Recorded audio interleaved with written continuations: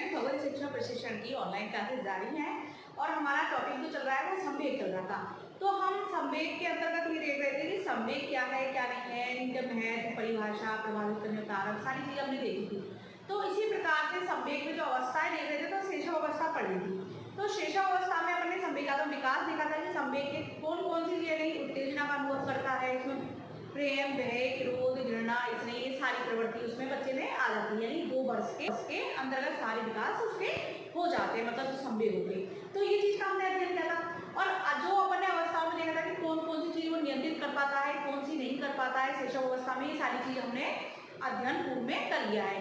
और जो आज का हमारा टॉपिक है वो है बाल्य अवस्था में संवेगात्मक विकास। अब बाल्य अवस्था में संवेगात्मक विकास क्या होता है, कैसे होता है, इसका अध्ययन हम करेंगे। लेकिन ये हम जान लेते हैं कि बालक के जो विकास होता है वो 6 प्रकार का होता है। कितने प्रकार का होता है विकास? 6 प्रकार का होता है। तो कौन कौन से विकास होते हैं इसका अध्ययन हमने किसमें किया था? जब हमने इनकी अवस्था में देखा था कि विकास की जो वृद्धि, विकास, परिपक्वता जो टॉपिक किया था उसमें भी पढ़ा था। तो इसमें 6 प्रकार का होता है। तो 6 प्रकार का होता है, मानसिक होता है, सामाजिक होता है, भाषाई होता है, नैतिक होता है, संवेगात्मक होता है। तो ये टॉपिक हमने 6 प्रकार के विकास को समझा था। तो आज हम देखते हैं बाल्यावस्था का संवेगात्मक विकास।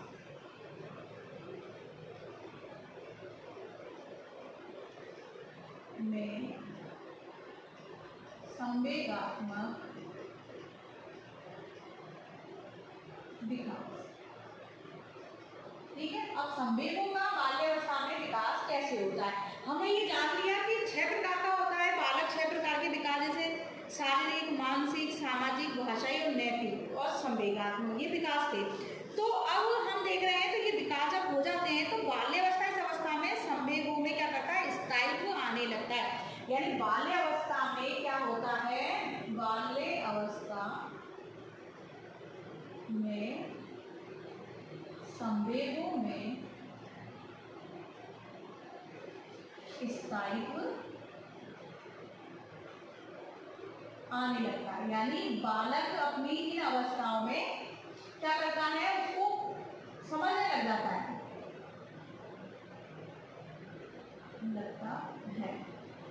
क्योंकि वो सारे संवेगों को समझ जाता है, भय क्या है, क्रोध क्या है, घृणा क्या है, ये सारी चीजों को वो समझ जाता है। तो स्थायित्व उसमें आने लगता है। और क्या करता है, समाज के नियम में संवेग में समायोजन करना सीख जाता है। प्रत्येक क्रिया के प्रति प्रेम, ईर्ष्या, घृणा, प्रतियोगी भावना प्रकट करना प्रारंभ करता है। किसमें करता है, बाल्यावस्था में। तो इसी प्रकार से क्रो एंड क्रो के अनुसार संपूर्ण बाल्यावस्था में संवेगों की अभिव्यक्ति में निरंतर परिवर्तन होते रहते हैं। ये किसने कहा है, ये कहा है क्रो एंड क्रो ने कि परिवर्तन हो। तो इस प्रकार से जो अपन की क्रो एंड क्रो ने कहा है, तो क्रो एंड क्रो ने क्या बताया है कि संपूर्ण बाल्य अवस्था में संवेगों की अभिव्यक्ति में निरंतर परिवर्तन होते रहते हैं। तो ये कहा है क्रो एंड क्रो ने क्या कहा है, संपूर्ण बाल्य अवस्था में संवेगों की अभिव्यक्ति में निरंतर परिवर्तन होते रहते हैं। और ये तो चीज क्रो एंड क्रो ने, लेकिन बच्चे में इस अवस्था में, बाल्य अवस्था में बालक में भय, क्रोध, ये संवेग को क्या करता है, वो नियंत्रित करना सीख जाता है। मतलब बाल्य अवस्था में भय, क्रोध के जो संवेग हैं उनको नियंत्रित कर लेता है। और ये तो देखिए बाल्य अवस्था संवेग का स्थायित्व आने लगता है, स्थायित्व को समझने लगता है चीजों को। तो इस प्रकार से इस अवस्था में संवेगों की अभिव्यक्ति बच्चे क्या करते हैं, स्वयं करने लगते हैं। यानी संतोष हो या दुख हो, आनंद हो आदि के रूप में व्यक्त किया जाता है। बच्चे में सामूहिकता का विकास होने के साथ साथ मित्रों के साथ प्रेम, प्रतिस्पर्धा, ईर्ष्या, ये सारी प्रवृत्ति भी बाल्यावस्था में आ जाती है। यानी किसके, अपने मित्रों के, यानी मित्र मंडली बनाता है बाल्यावस्था में। ये तो अपन मालूम है, मित्र मंडली बना लेता है, दोस्त बन जाते हैं उसके, और वो खेल में ज्यादा रुचि लेता है। लेकिन बच्चे अपने समान उम्र के बच्चों के साथ प्रतिस्पर्धा, मतलब ये बच्चा मुझसे अच्छा कर रहा है तो क्यों कर रहा है, तो उसमें द्वेष की भावना भी आने लगती है। और क्या करता है, जलन की भावना भी उसमें आने लगती है। वो चिढ़ने लगता है, कुछ अच्छा करता है कि मैं आगे क्यों नहीं निकल रहा है, ये क्यों निकल रहा है। तो ये सारे गुण भी बाल्यावस्था में आ जाते हैं। इसी के साथ में जो हमारा है कि और भय और क्रोध को क्या कर लेता है, वो नियंत्रित करता है। तो ये भावनाएं घृणा की विकसित होने लगती है। तो साथ ही इस व्यवस्था में संवेगों का स्थायित्व भी आने लगता है, जिससे वे भय, क्रोध को नियंत्रित कर देता है। ये चीज हमने समझ ली कि क्या करता है। और इसमें बालक क्या करता है, ये चीज हम देखते हैं कि स्थायित्व आने लगता है, समाज के प्रति नियमों में संवेगों में समायोजन करना सीख जाता है। तो क्या करता है, वो समाज के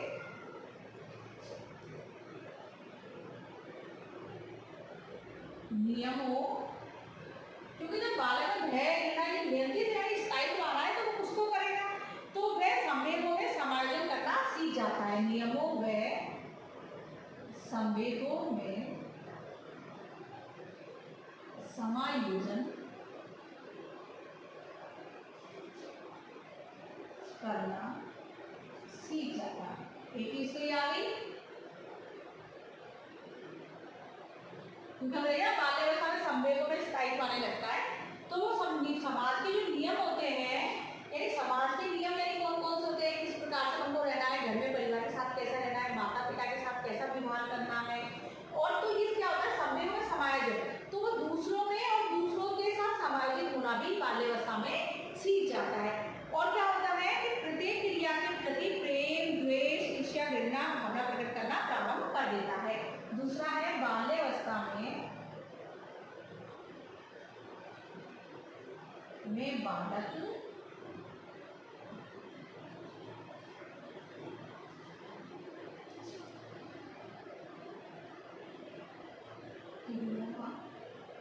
के प्रति प्रेम, द्वेष, घृणा, बाल्यावस्था में बालक प्रत्येक क्रिया के प्रति प्रेम, द्वेष, घृणा व प्रतिस्पर्धा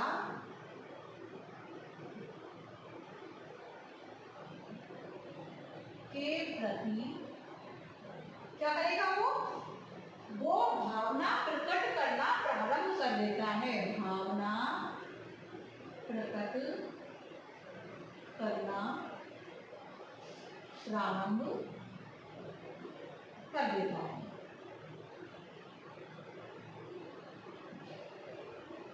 यानी कैसे, भावना मतलब संवेग। तो बाल्यावस्था वाला प्रत्येक क्रिया करती, जो भी वो क्रिया करेगा, कौन सी क्रिया करेगा, प्रेम, यानी बच्चों के प्रति अपनी दोस्ती करना। प्रेम कैसे कि जिसमें भी दोस्त को वो ज्यादा पसंद करता है, माता पिता पसंद करता है, बहन भाइयों को किसी को पसंद करता है, या भाई बच्चों को पसंद करता है, तो वो क्या करेगा, तो प्रेम को प्रकट कर देगा। द्वेष यानी दूसरे के प्रति घृणा, या द्वेष यानी उसके प्रति दुश्मनी वाला भाव आता है ना, बच्चों ये कुछ अच्छा कर रहा है, क्यों कर रहा है, मैं ऐसा क्यों नहीं कर पा रहा हूँ, तो ये सारी द्वेष की भावना उसमें आती है। घृणा की उसे और अच्छा कर रहा है, क्यों कर रहा है, तो उसके प्रति उसके भाव बदल जाएंगे कि वो उसे नफरत सी करने लगेगा कि नहीं ये अच्छा नहीं, ये अच्छा करता है, मैं नहीं कर पाता हूँ, मतलब ये मुझे हर चीज में मार्क दे देता है, वाला चीज है। क्योंकि कोई गैर हुआ उसमें क्या होता है, कई बच्चे जीत जाते हैं, कई नहीं जीत पाते, कई बार होने बाद वे प्रति भावना प्रकट प्रारंभ, मतलब उसमें संवेगों का बाल्यावस्था को प्रकट कर देता है। कौन सा संवेग बालक समझने लग जाता है, क्योंकि बाल्यावस्था में संवेग स्थायित्व आने लगता है ना, इस वजह से कि स्थायित्व और समायोजन करना सीखता है। यही कारण से बाल्यावस्था में बालक अपना प्रकटीकरण करता है। इसलिए तो संपूर्ण बाल्यावस्था संवेगों के अभिव्यक्ति निरंतर परिवर्तन होते रहते हैं, लेकिन जो ये इसमें संवेग होते हैं बाल्यावस्था में, वो ज्यादा देर के लिए नहीं होते, यानी स्थायित्व में नहीं होता है। और क्या करता है बालक इसमें कि बालक के संवेगों में शिष्टता आ जाती है, यानी बालक के संवेगों में शिष्टता आ जाती है। अब शिष्टता कैसे कि वो अपना जो व्यवहार है बालक का, यानी कैसा व्यवहार, अपने माता पिता के प्रति व्यवहार है, शिक्षक का है, बड़ों का सम्मान है, तो इन संवेगों को क्या करता है, वो प्रकट करने लगता है। और वो जिन्हें पसंद नहीं करता है तो उनके साथ वो शिष्टाचार का व्यवहार नहीं करता है। लेकिन माता पिता, शिक्षक ये ऐसे हैं, अपने दोस्त उनके प्रति क्या शिष्टता की भावना आ जाती है, संवेग, ये संवेग आ जाता है। तो कैसे आ रहा है ये संवेग, कैसे, क्या कारण है, तो जो बालक के संवेग में शिष्टता आ जाती है, इसका मतलब यही है कि उसमें उनका दमन करने की क्षमता उत्पन्न हो जाती है। मतलब क्या हो जाती है, उनका दमन करने की, उनका दमन करने की प्रवृत्ति आ जाती है। वो प्रयोग कैसे करेगा, मतलब बालक अपने शिक्षक माता पिता के प्रति क्या शिष्टाचार व्यवहार कर रहा है, और जो लोग उसको पसंद नहीं है, तो वो जो जैसे कोई अध्यापक पसंद नहीं तो उसकी बातों का वो क्या करेगा, दमन करेगा, यानी बातों को ना मानना। दमन का मतलब है उनकी बातें नहीं मानेगा। तो ये क्रिया उसमें बालक में आ जाती है। तो वो क्या करता है कि उनके सामने संवेगों को प्रकट होने देता। जिसका दमन करना है तो उनको प्रकट नहीं होने देगा, लेकिन वो पसंद भी नहीं करता तो ये कार्य कर लेगा, अंदर ही अंदर उन चीजों का दमन करेगा। इसी प्रकार से क्या होता है, बालक के संवेगात्मक विकास में शिक्षक का महत्वपूर्ण स्थान होता है। अब शिक्षक का क्या होता है कि अप्रिय व्यवहार, शारीरिक दंड और कठोर अनुशासन में विश्वास करने वाले शिक्षक बालक में मानसिक ग्रंथियों का निर्माण कर देता है, जो उसके संवेगात्मक विकास को विकृत कर देती है। यानी संवेगात्मक विकास में क्या होता है, बालक का शिक्षक पर बहुत प्रभाव पड़ता है। यानी अपन लिख लेते हैं कि बालक के विकास में, यानी संवेगात्मक विकास में, ठीक है, में शिक्षक का महत्वपूर्ण स्थान होता है।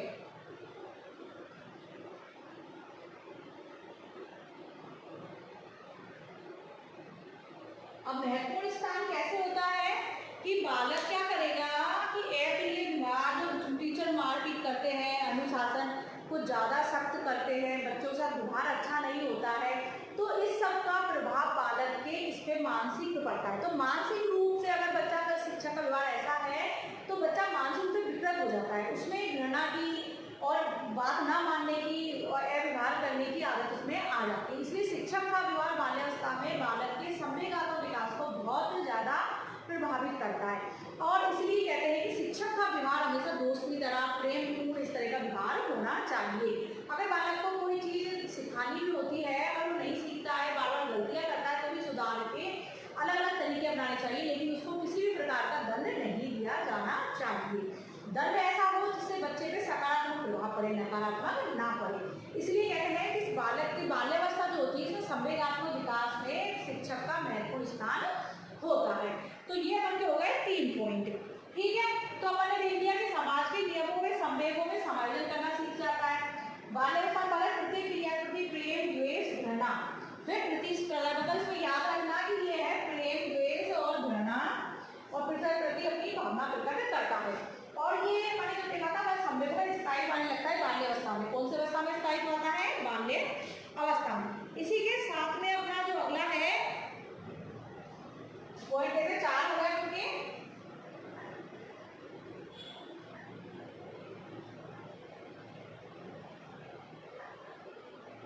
यानी मैंने देख लिया कि इसमें क्या क्या था कि स्थायित्व, पहले में स्थायित्व होता है, दूसरा पर समायोजन, फिर शोर बता दी तो कोई इकट्ठा पूरा नहीं कर सकते बोर्ड पे, शिष्टता,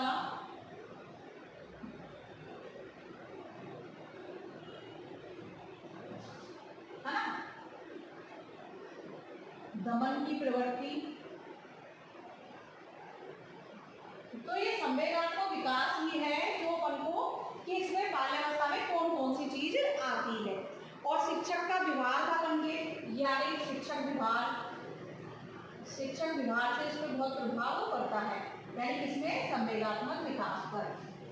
तो ये सारी चीज हो गई कि इस टाइप आता है, समायोजन की प्रवृत्ति आती है, शिष्टता का भाव आता है, दमन करने का भाव आ जाता है, और ईर्ष्या तो इसमें आती है कि एरिक्स क्रोनिक के अनुसार बालक अपने दोस्तों के परिवार को क्या करता है, सोचकर चिंतित हो जाता है। तो वह अपने क्या होता है, जो भाग्यशाली बालक मतलब जीत रहा है, अच्छा कर रहा है, तो उनसे क्या करता है, ईर्ष्या करने लगता है। तो वह अपने प्रति परिवार के सदस्यों के व्यवहार को कठोर मानता है, क्योंकि उसके विचार फिर जो कार्य समझ नहीं पाते। यानी कई कार्य ऐसे होते हैं कि एक बच्चा जल्दी समझता नहीं समझता, तो अगर जो समझ जाता है तो ईर्ष्या का भाव आता है, तो उसमें विकृति ये भी आ जाती है, जैसे परिवार के उससे। तो ये चीज हो गई। तो बालक के संवेग अधिक निश्चित और कम शक्तिशाली होते हैं। क्यों होते हैं? क्योंकि शेषावस्था के समान उत्तेजित नहीं कर पाते। बालक जो होते हैं, यानी बालक के संवेग अधिक निश्चित और कम शक्तिशाली हो जाते हैं। यानी बालक के संवेग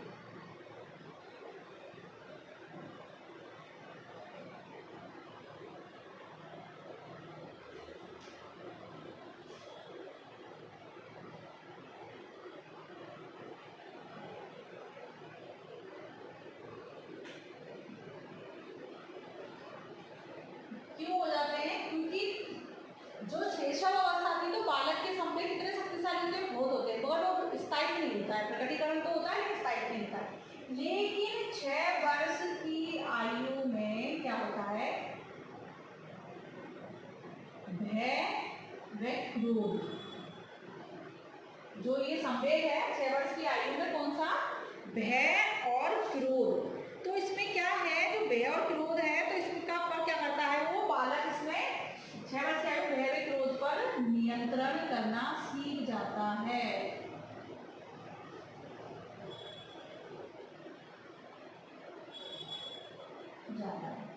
ठीक है, कौन सी भय और क्रोध पर किसमें नियंत्रण करता है वो, बाल्यावस्था में भय व क्रोध पर नियंत्रण करना सीख जाता है। मतलब ये मोस्टली बाल्यावस्था, भय क्रोध में बच्चा कौन सी अवस्था में कंट्रोल करता है, तो वो क्या करता है, भय व क्रोध को कंट्रोल करता है। ये किसने कहा है, एरिक क्रो ने, क्योंकि बालक अपने दोषों के परिणाम को सोचकर चिंतित हो जाता है और अपने से अधिक बालकों से भाग्यशाली बालक होते हैं उनसे ईर्ष्या करता है। वे अपने प्रति परिवार के सदस्यों के व्यवहार को कठोर मानता है क्योंकि उसके विचार से वे उसके कार्य को समझ नहीं पाता। अब देखते हैं कि बालक के संवेदना और विद्यालय के बाधाओं का व्यापक प्रभाव पड़ता है। उदाहरण के लिए आदर्श, स्वतंत्र और स्वतंत्र बाधा में संवेगों को परिष्कार करता है। भय, आतंक और क्रोध बाधा में ऐसा करना असंभव होता है। यानी बालक के संवेगात्मक विकास पर विद्यालय का प्रभाव पड़ता है।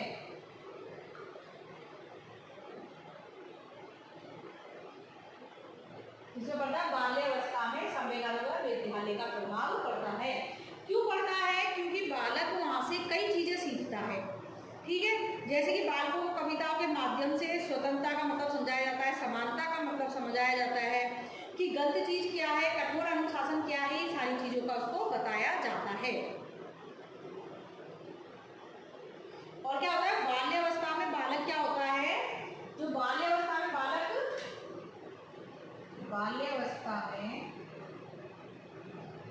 बालक सामान्य रूप से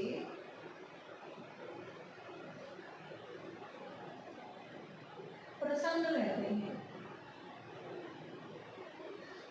अब प्रसन्न कैसे रहते हैं, क्योंकि उनको ज्यादा देर उनका जो संवेग होता है वो स्थायी नहीं हो पाता है, यानी दूसरों के प्रति उसका जो द्वेष है वो अस्थायी होता है।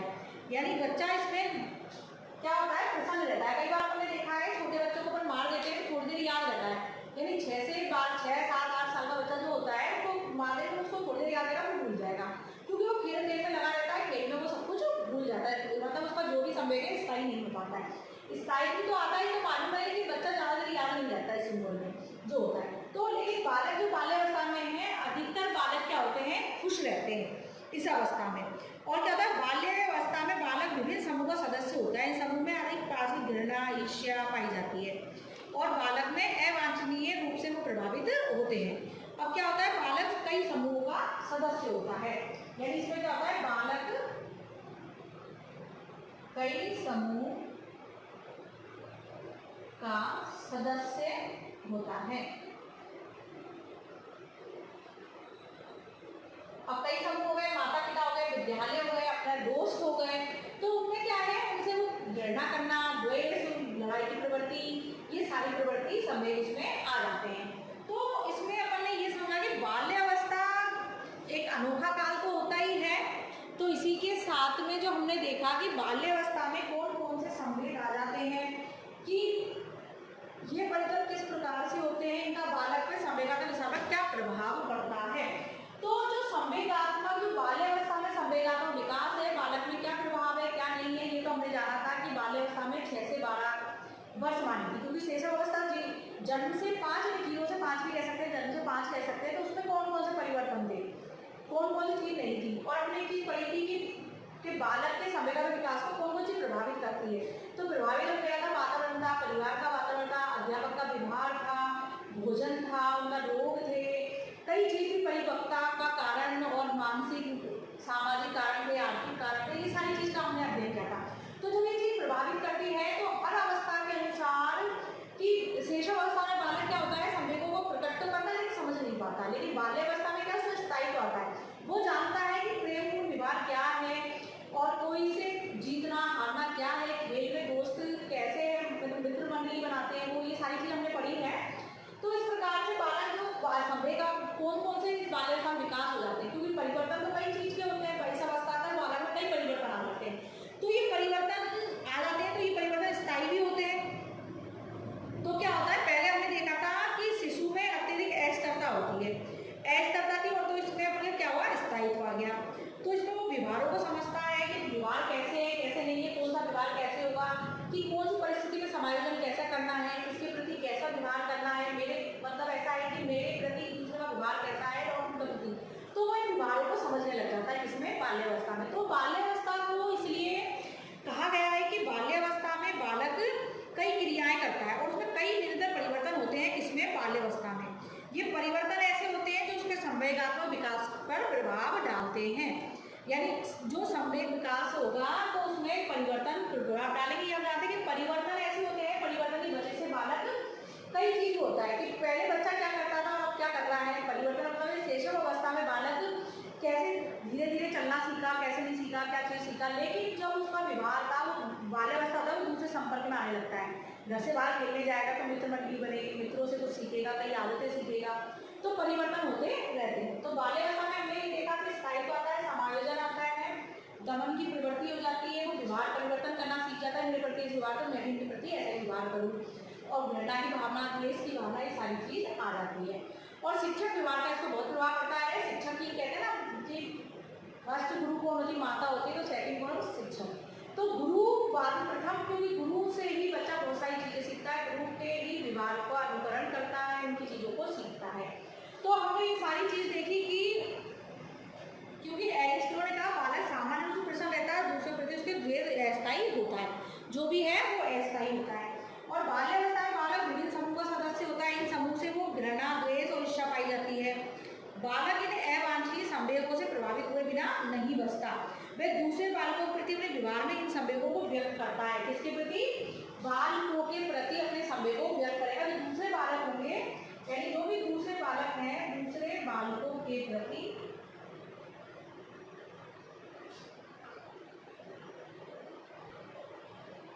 व्यवहार प्रकटीकरण, यानी व्यवहार प्रकट करता है, इसमें बालक में कैसे करेगा, क्योंकि उसके साथी वो साथी हैं, तो उसको साथी जो साथी होते हैं तो अपने व्यवहार को उनके सामने वो प्रकट कर सकता है।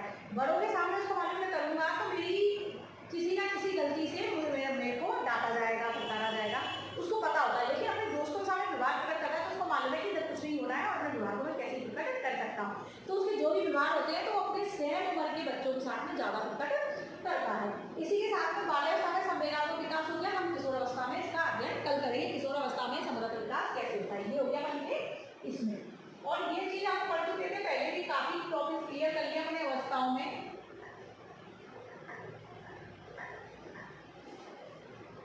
तो शैशव अवस्था में क्या था, अस्थायित्व, और बाल्यावस्था में स्थायित्व था, संवेगों बराबर समझने लगता है। ये चीजें तुमको ध्यान रखनी चाहिए, क्योंकि अवस्थाओं में विकास हमने पढ़ लिया, कौन कौन से विकास थे, विकास कितने प्रकार होते हैं, बालक के 6 प्रकार के विकास होते हैं। ये याद रखना है कौन कौन से होते हैं, शारीरिक, मानसिक, भाषाई, नैतिक, संवेगात्मक। इसी के साथ में आज हमारा टॉपिक यही खत्म होता है। धन्यवाद।